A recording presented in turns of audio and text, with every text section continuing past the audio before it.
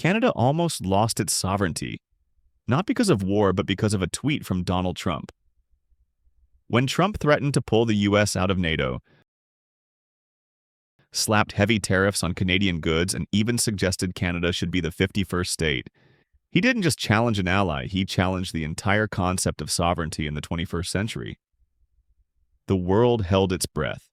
Many nations stayed silent. These are the 10 countries that stopped it from happening. Let's find out who they are. The Netherlands defended Canada against the US. When the Trump administration disrupted the global order, few expected the Netherlands, a small Western European country, to emerge as Canada's strategic rear. On legal, human rights, and trade fronts, the Netherlands not only stood by but actively shielded Canada from Washington's blows. As the home of global legal institutions like the International Court of Justice, the Netherlands openly opposed U.S. isolationism and humanitarian aid cuts. Alongside Canada, these two democracies filled the void left by America, funding child rights, women's health, the environment, and refugee support, asserting themselves as an alliance of values in a time when democratic principles were being dismissed. Economically, when Trump threatened the global trade system, the Netherlands became a gateway that helped Canada sustain its supply chain with Europe.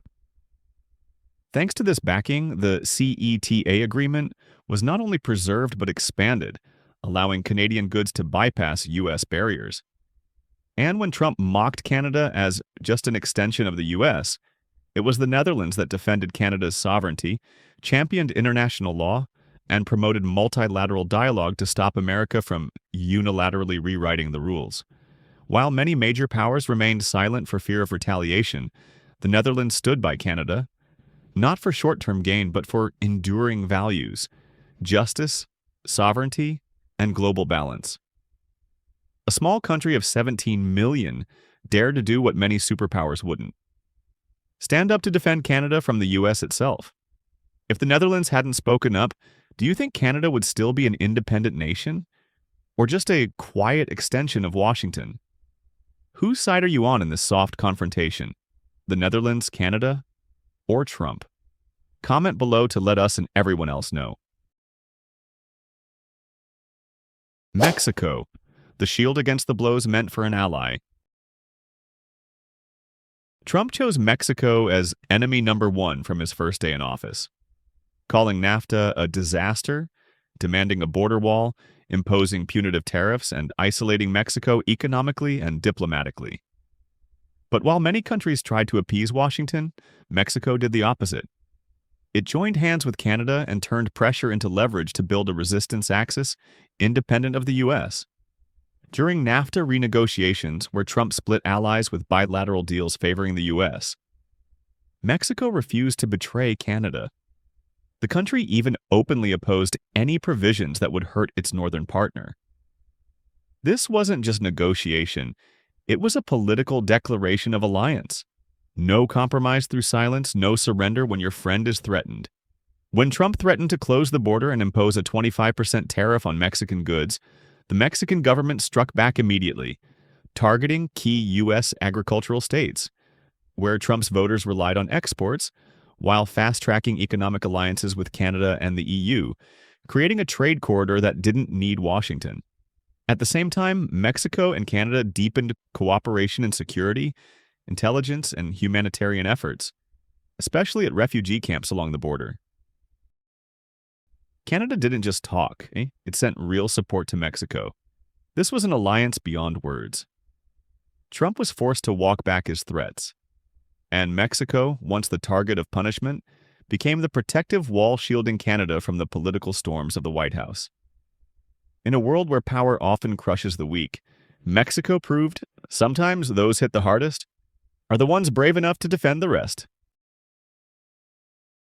France, when an ally refused to stay silent. When Trump's America First policy shook the foundation of alliances, many countries chose silence to avoid risk. But France didn't. Under President Macron's leadership, Paris didn't just protest verbally, It took concrete action to protect Canada from the White House's unilateral storm. When Trump imposed steel and aluminum tariffs on Canada, most reacted with diplomacy. France, however, actively joined the EU to push the CETA agreement, expanding markets for Canadian goods in Europe, reducing reliance on the US, and preserving the global trade order. In defense, France offered a strategic proposal. Instead of being tied to America's F-35, with limitations on tech control, the Rafale jet became an alternative, offering autonomy over maintenance, software, and weapons integration. It wasn't just a contract, but a political message, stepping out of America's defense shadow. When Trump threatened NATO and pressured allies to raise military spending, France struck back by building an independent European defense structure, with Canada as a potential partner. At the same time, Paris encouraged diversification in arms sources to ensure Canada wouldn't become a captive customer of the US. And when Trump hinted that Canada was merely an extension of America, France was one of the first to speak up, firmly asserting Canada's sovereignty, independent role, and strategic value in the global system. At a time when many countries preserved ties through silence, France chose confrontation, not for short-term gains, but for justice, sovereignty, and the values real alliances must uphold together. Gripen versus F-35, the game Sweden opened. Not a NATO member, not a military powerhouse, yet Sweden acted like a true global player when Western values were shaken, by none other than the US under Trump.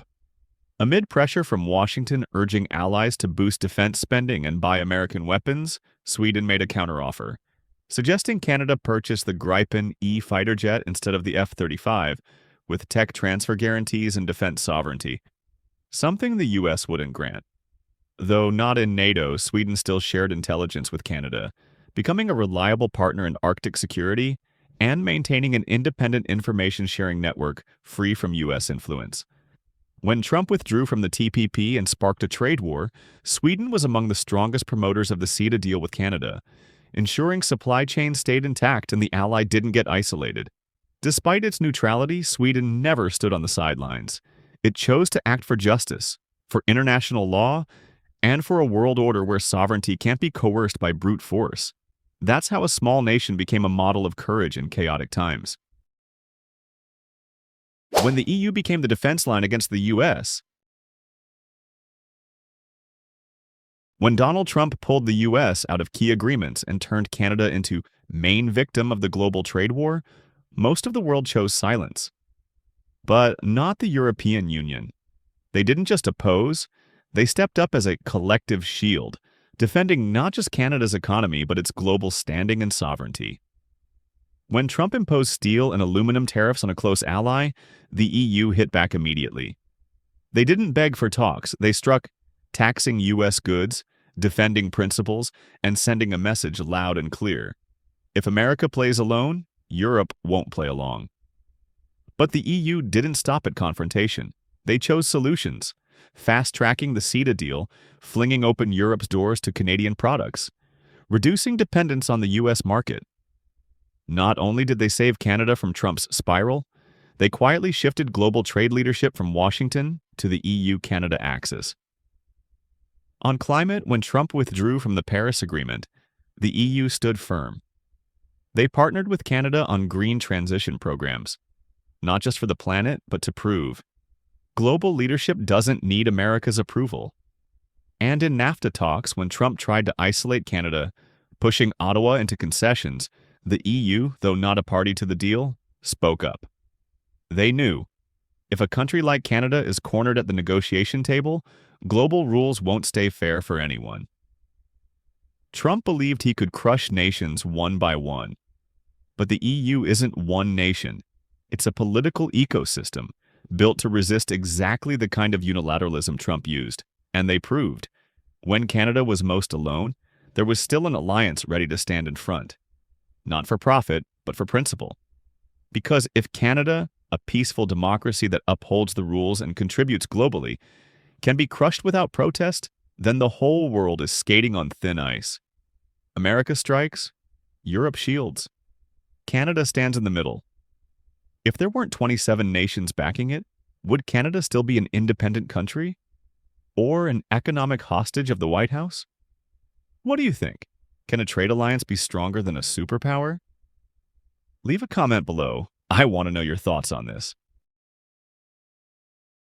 Germany, when a nation refused to bow to a superpower. While Donald Trump turned NATO into a bargaining stage, threatening troop withdrawals unless members paid their share, most allies remained silent. But Germany, the heart of Europe, did the opposite. It didn't bow, didn't appease, but quietly led a strategic reconstruction, where Europe defended itself and Canada was no longer a bystander. Trump may have shaken the entire alliance, but he couldn't make Berlin surrender. Germany didn't resist with slogans, but with action, proposing an independent European defense structure and inviting Canada as an equal partner, no longer centered around Washington.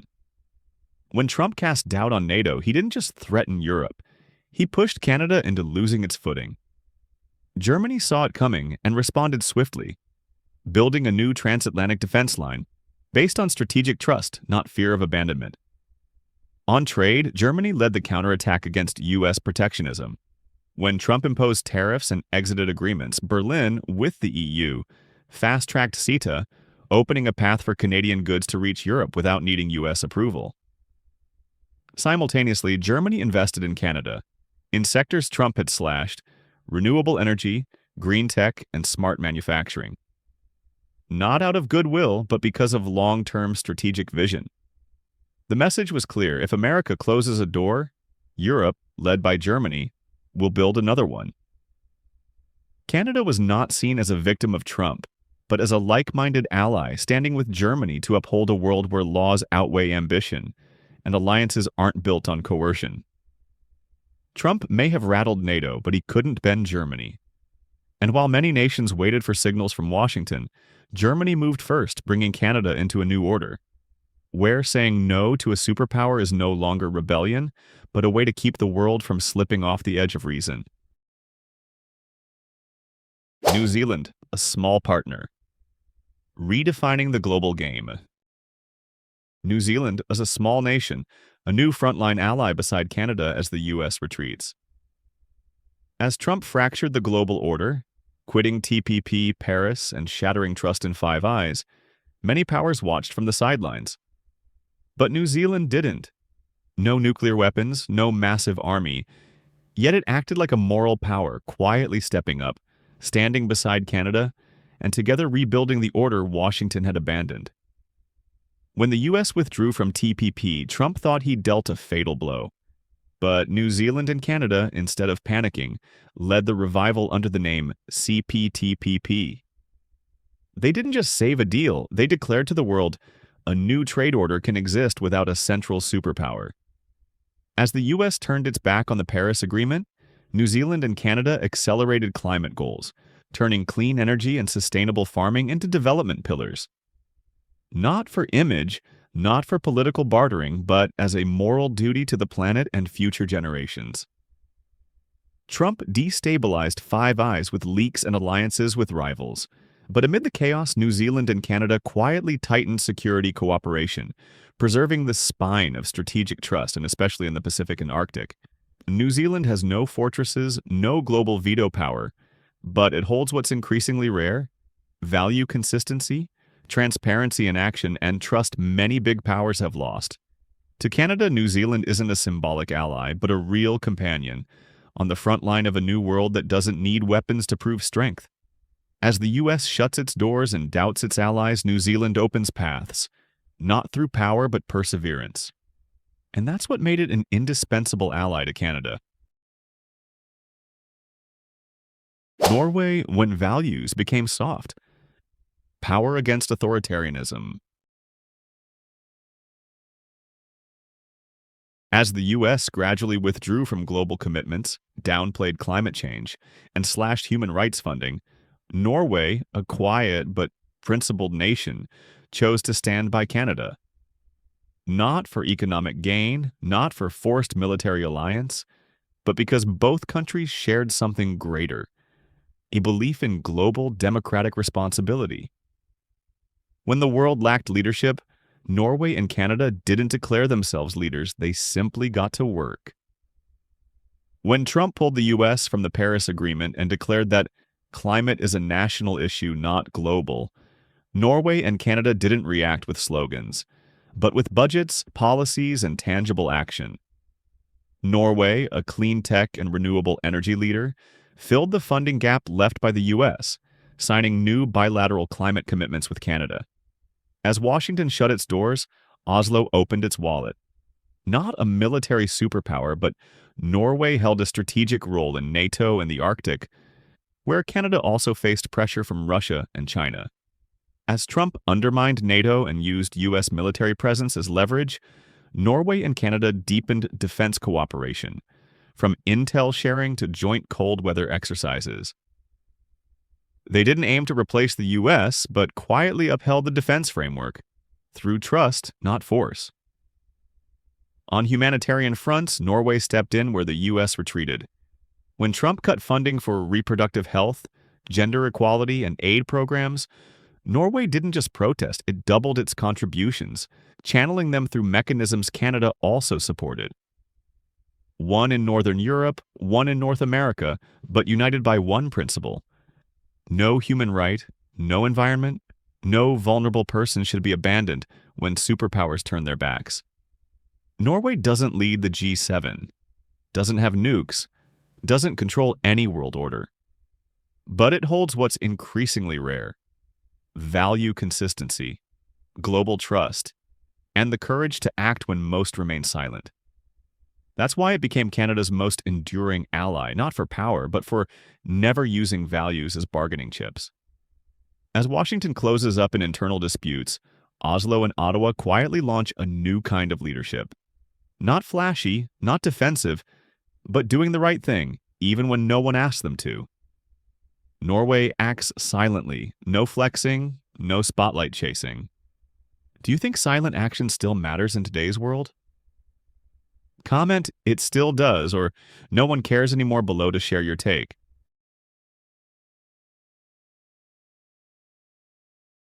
Australia, a distant ally in geography, close in strategy. On the map, Canada and Australia are on opposite ends. But in the era of America First, they found each other, not through geography, but through strategic alignment, sharing a vision of independent, transparent defense, not dictated by superpower pressure. When Trump pressured allies to increase defense spending, politicize security deals, and threaten troop withdrawals from key regions, Australia didn't submit. Instead, it joined forces with Canada, building a defense axis stretching from the Arctic to the Indian Ocean, where security no longer depended on Washington. The clearest symbol was the Over-the-Horizon Radar Project, technology enabling long-range surveillance beyond Earth's curve, especially as the Arctic heats up amid geopolitical rivalry. Through tech cooperation with Australia, Canada for the first time declared airspace defense capability without the Pentagon, a quiet yet weighty strategic move. This duo also achieved the unthinkable, saving TPP from Trump and transforming it into CPTPP. Without U.S. leadership, they upheld a free trade structure in the Asia-Pacific, drawing a new map where Washington was no longer the center. Throughout Trump's turbulent term, Australia didn't make headlines with bold statements, but it held firm to principles, respecting sovereignty, championing multilateralism, and refusing to treat alliances as bargaining chips. When Canada was forced to choose between silence or confrontation, Australia didn't stand aside. It offered a third path: collaborate to stand strong. No need to proclaim leader of the free world. No need to play superpower. Australia still became a reliable anchor for Northern Hemisphere security, and a partner Canada could always count on. In a world where trust is increasingly rare, it's alliances like these, quiet but lasting, that will shape the future. United Kingdom, traditional ally, guardian of sovereignty in turbulent times. The relationship between Canada and the United Kingdom isn't just a colonial leftover. It's a strategic alliance that persists even when mutual interests don't align. And during the Trump-induced global chaos, that relationship was reaffirmed more clearly than ever. When the U.S. slapped tariffs on Canadian steel and aluminum, more political blow than economic, most of the world stayed silent, but not the UK. London openly criticized Washington, calling it an attack on fair trade, and prioritized Canada as a top post-Brexit partner. An act not just economic, but deeply political. Tensions escalated when Trump suggested Canada is basically the 51st state. British officials immediately pushed back, calling the remark absurd and counterproductive, stressing that Canada is a fully sovereign nation, not an extension of anyone, not even the world's top superpower. The UK didn't just defend with words, it acted fast-tracking trade agreements, boosting tech, defense, and cybersecurity cooperation. It didn't urge Canada to back down or wait it out, but actively created a new strategic space where Ottawa wouldn't be left isolated. Trump may have weakened many historic alliances, but for Canada and the UK, crisis became a test of trust. When Washington applied pressure, London didn't turn its back. No need to declare leader of the free world. Britain simply did the right thing, stood by a friend. At the moment it mattered most.